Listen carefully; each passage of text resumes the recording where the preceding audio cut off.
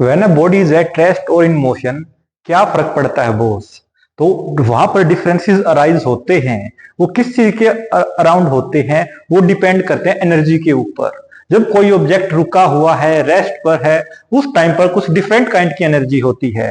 जब कोई ऑब्जेक्ट किसी पर्टिकुलर हाइट पर है, उस टाइम पर कोई डिफरेंट काइंड की एनर्जी एक्ट करती है। तो आज के इस सेशन में हम क्या पढ़ेंगे कि वो डिफरेंट डिफरेंट टाइप्स की एनर्जीज क्या होती हैं और उनके ऊपर क्या इफेक्ट पड़ता है, मोशन के ऊपर, रेस्ट के ऊपर, या जो फिजिकल प्रॉपर्टीज हैं किसी भी ऑब्जेक्ट की उसके ऊपर। तो आज हम पढ़ेंगे kinetic and the potential energy, और इनके जो डिफरेंट टाइप्स होते हैं वो क्या क्या होते हैं, different types according to the class 11 standard.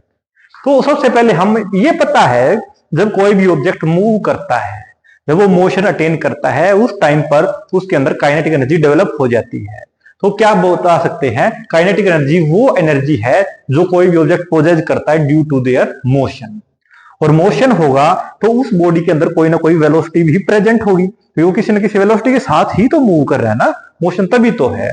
तो इसका जो फॉर्मूला हमारे पास क्या हो जाता है, kinetic energy equals to half M V का स्क्वायर, जहां पर एम क्या होता है, मास, वी होती है वेलोसिटी, और काइनेटिक एनर्जी को हम के ई से डिनोट कर रहे हैं। और मास की ऐसा यूनिट क्या होती है, किलोग्राम। और अगर वेलोसिटी की बात करें तो मीटर पर सेकेंड। लेकिन अगर काइनेटिक एनर्जी की बात करें तो एनर्जी को हम डिनोट करते हैं जे मतलब जूल से। जूल क्या है, ऐसा यूनिट है किसकी, काइनेटिक एनर्जी की। ये बात हमें क्लियर होगी बिल्कुल। तो देखिए, ये जो ऑब्जेक्ट है ये अगर मोशन में है तो इस टाइम पर इसके ऊपर कौन सी एनर्जी एक्ट करेगी, वो एनर्जी एक्ट करेगी क्या, काइनेटिक एनर्जी। तो जब ये मोशन में है किसके कारण है, काइनेटिक एनर्जी के कारण है। उसके अलावा दूसरी टाइप आ जाती है पोटेंशियल एनर्जी। देखिए, जब कोई ऑब्जेक्ट मूव नहीं कर रहा, वो पर्टिकुलर रेस्ट पर है, लेकिन रेस्ट पर भी कैसे है, अर्थ सरफेस के ऊपर एग्जिस्ट नहीं कर रहा। मिस्टर से अगर ये अर्थ सरफेस है, वो ऑब्जेक्ट यहां इसके ऊपर लाई ना करके वो इससे कुछ पर्टिकुलर हाइट पर प्रेजेंट है, तो उसके अंदर कुछ ना कुछ एनर्जी स्टोर्ड होगी। बस उसी एनर्जी को हम क्या बोलते हैं, पोटेंशियल एनर्जी बोलते हैं। तो पोटेंशियल एनर्जी क्या होती है, ये वो एनर्जी है जो ऑब्जेक्ट पोजेस करता है ड्यू टू देयर पोजीशन और height from the surface of the earth. तो अर्थ के सरफेस से, या आप रेफरेंस पॉइंट भी बोल सकते हैं, वहां से जो भी ऑब्जेक्ट किसी भी एनर्जी को अटेन करता है, ऑब्टेन करता है, वो क्या होती है, पोटेंशियल एनर्जी होती है। तो जो पोटेंशियल एनर्जी वो क्या है, ये वो एनर्जी है जो ऑब्जेक्ट पोजेस कर रहा है, किसके अकॉर्डिंग, पर्टिकुलर पोजीशन के अकॉर्डिंग। तो यहां पर हम क्या बता सकते हैं, जब कोई बॉडी मोशन में है तो उस टाइम पर उसके अंदर कौन सी एनर्जी है, काइनेटिक एनर्जी। जब वो किसी सरफेस से पर्टिकुलर हाइट के ऊपर हम जब बात कर रहे हैं, उस टाइम पर उसके अंदर जो एनर्जी स्टोर्ड हो रखी है वो क्या है, पोटेंशियल एनर्जी। इसको आगे अच्छे से समझाएंगे, एक बार देखते जाइए आप क्या क्या है। अब देखो, जो काइनेटिक एनर्जी किसके कारण होती है, मोशन के कारण। और अगर बात करें पोटेंशियल एनर्जी हम उस एनर्जी को बोल रहे हैं जो वो पर्टिकुलर ऑब्जेक्ट अपने अंदर स्टोर करता है, तो वो क्या होगी, स्टोर्ड एनर्जी होगी। Associated with forces that depends on the position and the configuration of the body। तो जो ऑब्जेक्ट की जो पोजीशन है, वो अर्थ सरफेस से कितनी हाइट पर है, उसकी शेप कैसी है, उसकी डायमेंशंस कैसी है, उसके ऊपर डिपेंड करेगी क्या, पोटेंशियल एनर्जी। ये बात क्लियर होगी। देखो कैसे, ये एक साइक्लिस्ट है, जब ये ग्राउंड सरफेस से ऊपर की तरफ चल रहा है तो इसके अंदर क्या है, मोशन है। तो उस टाइम पर इसके अंदर कौन सी एनर्जी प्रेजेंट है, काइनेटिक एनर्जी। उस टाइम पर इसको एनर्जी देनी पड़ रही है ना, इसको फोर्स एक्सर्ट करनी पड़ रही है, लगानी पड़ रही है। तो उस टाइम पर एनर्जी क्या हो रही है, इन हो रही है। जब यहां पर टॉप पे आ गए इस पर्टिकुलर हिल के, तो क्या हो गया, उस टाइम पर ये अर्थ सरफेस से हाइट पर हो गया, हाइट पर हो गए। और इसके उस टाइम पर काइनेटिक मोशन तो इसमें है नहीं, तो इसका मतलब काइनेटिक एनर्जी वहां पर क्या है, जीरो। तो जितनी भी एनर्जी है वो किसकी टर्म में है, पोटेंशियल एनर्जी की टर्म में है। तो यहां से जब ये क्या करेगा, साइक्लिस्ट जब इन डिक्लाइन करेगा इस हिल से, तो उस टाइम पर एनर्जी आउट होगी, और साथ साथ इसमें क्या है, मोशन। तो उस टाइम पर जो एनर्जी होगी वो भी क्या होगी, काइनेटिक एनर्जी। तो ये डिफरेंस तो क्लियर हो गया, काइनेटिक एनर्जी क्या है और पोटेंशियल एनर्जी क्या है। इसके अकॉर्डिंग अगर देखें तो जब हम एनर्जी को क्लासिफाई करते हैं दो पार्ट्स में, kinetic energy and the potential energy. तो काइनेटिक एनर्जी के अंदर डिफरेंट टाइप्स होते हैं, जैसे motion energy, electrical energy, sound energy, radiant energy and the thermal energy. ये सारी की सारी काइनेटिक एनर्जी से रिलेटेड है, मींस टू से मोशन से रिलेटेड है। इन सभी को भी जब हम एक्सप्लेन करेंगे ना इसी सेशन में, तो ये चीज आपको क्लियर हो जाएगी कि किस तरह से हमने बताया है कि ये काइनेटिक एनर्जी के ही टाइप्स हैं। अगर बात करें पोटेंशियल एनर्जी की, तो जो gravitational potential energy, electric potential energy, chemical energy, elastic energy and the nuclear energy, ये सारी चीजें भी अभी हम डिस्कस करेंगे इसी सेशन में। No need to worry about this thing. तो पहले हम पढ़ लेते हैं क्या टाइप्स ऑफ काइनेटिक एनर्जी है। देखो काइनेटिक का मतलब क्या है, हम बात करेंगे मोशन के बारे में। किसके मोशन, वो बात करेंगे रेस्पेक्टिवली एटम्स हैं, चार्ज पार्टिकल्स हैं, क्या है। तो सबसे पहला जो टाइप आता है वो क्या है, मोशन एनर्जी। तो जब भी किसी की पार्टिकल के अंदर मोशन होगा तो वो तो डायरेक्टली क्या हो गया, काइनेटिक एनर्जी से जुड़ा हुआ हो गया, है ना। तो जो काइनेटिक जो क्या होती है, मूवमेंट होती है ऑब्जेक्ट की और substances from one place to the another, वो किस में आता है, मोशन एनर्जी में आता है। तो डायरेक्टली डिपेंड होगा काइनेटिक एनर्जी के ऊपर। इसमें तो हमें कोई भी कंफ्यूजन है नहीं। जैसे विंड है, विंड क्या है, एक सबसे बड़ी एग्जांपल है किसका, मोशन ऑफ द एनर्जी का। ये बात तो क्लियर होगी, बिल्कुल। दूसरी बात आती है इलेक्ट्रिकल एनर्जी। हमें ये पता है, ये चीज हमने क्लास 10 के इलेक्ट्रिसिटी चैप्टर में भी एक्सप्लेन कर रखी है। चार्ज पार्टिकल मूव करते हैं, किस तरह से करते हैं, ये सारे डाउट्स आप वहां से ले सकते हैं। उस वीडियो के लिए आपको लिंक डिस्क्रिप्शन में मिल जाएगा। No need to worry about this thing. तो इलेक्ट्रिसिटी के अंदर आप बस ये बात समझिए, क्या होते हैं हमारे पास, चार्ज पार्टिकल्स होते हैं। चार्ज पार्टिकल्स वो आपके क्या होते हैं, प्रोटॉन एंड द इलेक्ट्रॉन्स होते हैं, प्रोटॉन एंड द इलेक्ट्रॉन्स, ठीक है। वो क्या करते हैं, जब वो मूव करते हैं तभी तो क्या होता है, इलेक्ट्रिक करंट फ्लो कर पाता है ना। और इलेक्ट्रिक करंट किसके कारण होता है, due to the flow of the charge particles. तो देखो चार्ज पार्टिकल फ्लो करें मतलब उनके अंदर क्या है, मोशन। तो वो भी क्या हुआ, इलेक्ट्रिसिटी का एग्जांपल हुआ, काइनेटिक एनर्जी का एग्जांपल हुआ, नहीं हुआ। तो यही बात हम बता रहे थे। तो इसलिए हम क्या बताते हैं, जो इलेक्ट्रिकल एनर्जी है ये किसका टाइप है, काइनेटिक एनर्जी का टाइप है। उसके बाद नेक्स्ट देख ले साउंड एनर्जी। जो साउंड है, साउंड एक ऐसी फॉर्म ऑफ एनर्जी है जो वेव्स की फॉर्म में ट्रेवल करती है और उसको मीडियम की रिक्वायरमेंट होती है, क्योंकि वो ऑन इट्स ओन ट्रेवल नहीं कर सकती। और एक बार समझ लीजिए क्या है ये साउंड एनर्जी, एक क्या है, टाइप ऑफ एनर्जी है that maintains in cells so as vibration. जो ये पार्टिकल्स जब वाइब्रेट करते हैं एट देयर मेन पोजीशन, उस टाइम पर वो आगे साउंड वेव्स को पास करवाने का काम करते हैं, ट्रांसमिट करवाने का काम करते हैं। तो यहां पर क्या है, तो ये आप देख सकते हैं, जैसे कि अगर मैं बोल रहा हूं तो मेरे वोकल कॉर्ड क्या हो रहे हैं, वाइब्रेट हो रहे हैं, तभी तो वो साउंड प्रोड्यूस हो रही है और आप उसको सुन पा रहे हैं। तो इसमें क्या है, वाइब्रेशन। और वाइब्रेशन किसके कारण होती है, मान लिया ये क्या है, एक पार्टिकल, तो वाइब्रेशन इस तरह से ही तो होगी। तो इसके अंदर भी क्या है, मोशन। और हमने बताया था काइनेटिक एनर्जी मतलब मोशन एनर्जी। तो इसका मतलब जो साउंड एनर्जी है उसको भी हम क्या बता सकते हैं, ये बता सकते हैं ना कि जो साउंड एनर्जी है वो भी क्या है, काइनेटिक एनर्जी का टाइप है। उसके बाद नेक्स्ट आ जाती है रेडिएंट एनर्जी। अब देखिए जो भी हमें ये पता है, जो सन रेज है वो क्या है, एक रेडिएशन है, वो यूवी रेडिएशन है, वो हम तक पहुंचती है ना। पहुंचती, वैसे तो नहीं पहुंचती कि डायरेक्टली वैसे ही पहुंचती, जस्ट लाइक दैट। वो क्या होती है, वो रेज की फॉर्म में ट्रेवल करती है, ट्रेवल करते हैं ना। तो ट्रेवल करते तो इसका मतलब उनके अंदर क्या है, मोशन है। और वो मोशन क्या है, इलेक्ट्रोमैग्नेटिक वेव्स की फॉर्म में मोशन है। तो जहां पर मोशन आ गया तो वो क्या हो गया, वो काइनेटिक एनर्जी से जुड़ा हुआ हो गया। तो इसलिए रेडिएंट एनर्जी भी क्या है, एक काइनेटिक एनर्जी का टाइप है। और ये एक ऐसी फॉर्म ऑफ इलेक्ट्रोमैग्नेटिक वेव्स है इंक्लूडिंग रेडियो वेव्स। ये क्या हो गए, जैसे microwaves, infrared radiation, visible light भी क्या है, रेडिएंट एनर्जी है। Ultraviolet radiation, X rays and the gamma rays, ये हम आगे फर्दर क्लास 12 वाले उनमें पढ़ने वाले हैं, जिसके लिए अभी आपको कंफ्यूज होने की रिक्वायरमेंट नहीं है। उसके बाद आ जाते हैं थर्मल एनर्जी।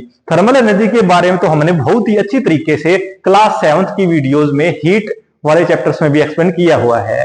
उस चीज के लिए भी आपको जो ट्रांसफर ऑफ हीट है वो किसके कारण होती है, उसका लिंक भी आपको डिस्क्रिप्शन में मिल जाएगा। जो थर्मल एनर्जी इसके अंदर क्या होता है, जो ट्रांसफर होता है एनर्जी का, वो भी हम यहाँ पर नहीं बताएंगे वरना सेशन काफी बड़ा हो जाएगा, इसलिए तो आप वहां से अपना डाउट क्लियर कर सकते हैं। थर्मल एनर्जी के अंदर क्या होता है, हीट का ट्रांसफर होता है, मींस टू से हीट मूव करती है, ठीक है, due to the movement of the particles. क्योंकि हमें ये पता है लिक्विड को जब हीट मिलेगी तो पार्टिकल्स को एनर्जी मिलेगी तो वो ज्यादा स्पीडली मूव कर पाएंगे, जिससे वो गैसेज में कन्वर्ट हो जाएगी और हीट भी ट्रांसफर होगी। तो ये सारी चीजें हमने बता दी। तो इसलिए थर्मल एनर्जी को हम किस फॉर्म में, किस पर्टिकुलर क्लासिफिकेशन में लिख सकते हैं, काइनेटिक एनर्जी में लिख सकते हैं। ये तो सारी चीजें हमने पढ़ ली किसकी, काइनेटिक एनर्जी के डिफरेंट टाइप्स की। अब बात आ जाती है जो टाइप्स ऑफ पोटेंशियल एनर्जी क्या होते हैं। सबसे पहली बात देखिए, सबसे पहला आता हमारे पास ग्रेविटेशनल पोटेंशियल एनर्जी। अब देखो जो अर्थ है हमारी,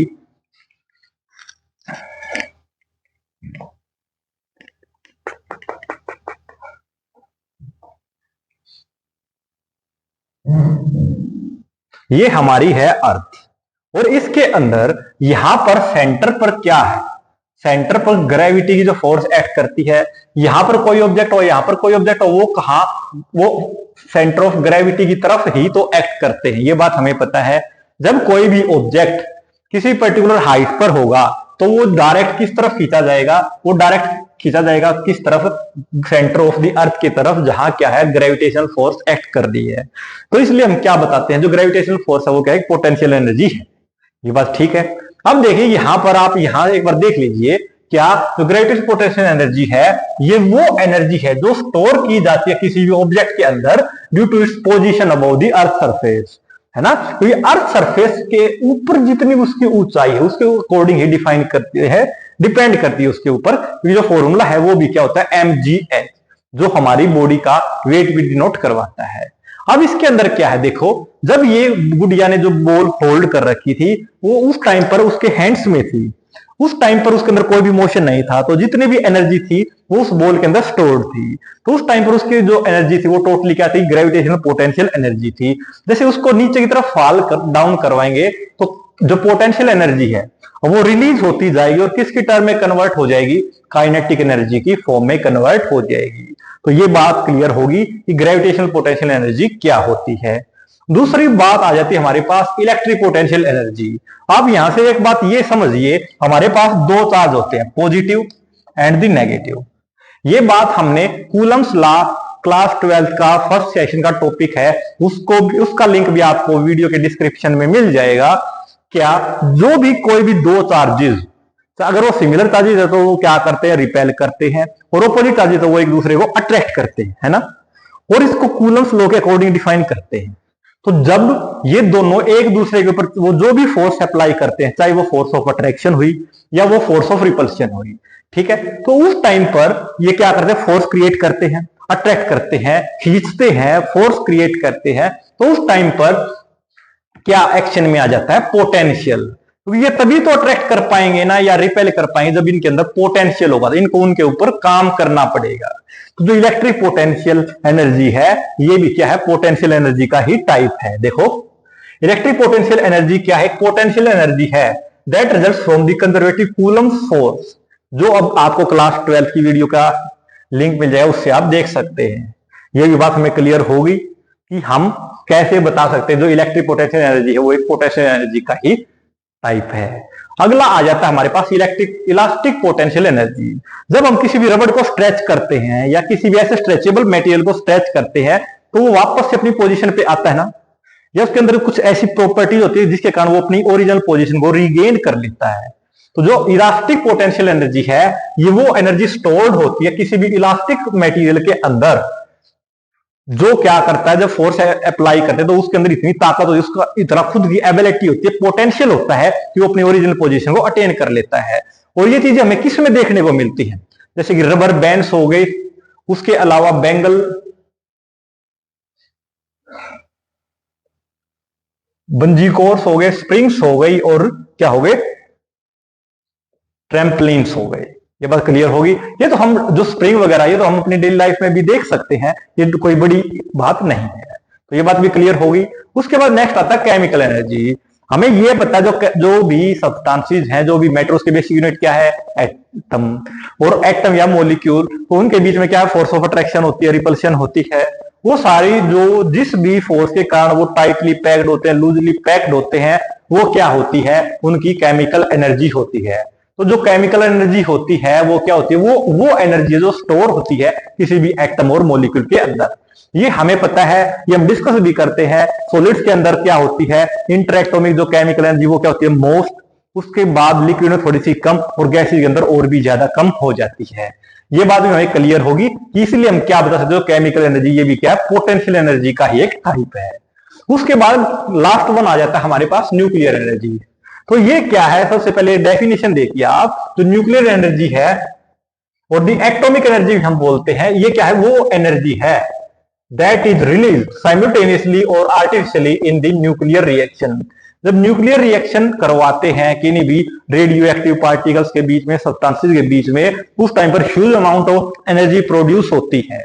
तो वो जो एनर्जी प्रोड्यूस हुई है वो क्या करती है, वो फर्दर हम उसको यूज कर लेते हैं किस चीज के लिए, थर्मल के लिए या इलेक्ट्रिसिटी कंडक्ट करवाने के लिए।